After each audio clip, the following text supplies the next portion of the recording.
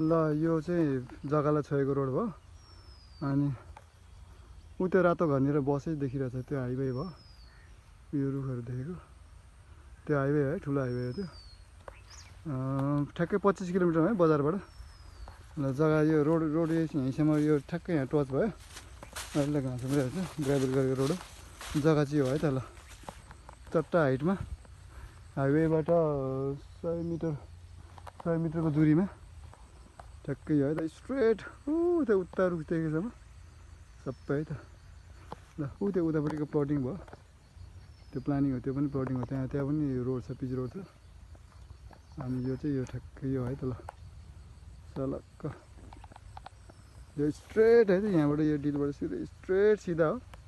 अनि त्योबाट त्यो ठ्याक्कै त्यहाँबाट सिधा यो है त ठ्याक्क रोडै छ ल रोड चाहिँ यो है त यहाँबाट यो ग्राभल रोड हो यो अहिले घाँस उम्रिरहेको छ हाइवे चाहिँ उतै घरको बाटोमा ठ्याक्कै उतै निलो घरनिर है हाइवे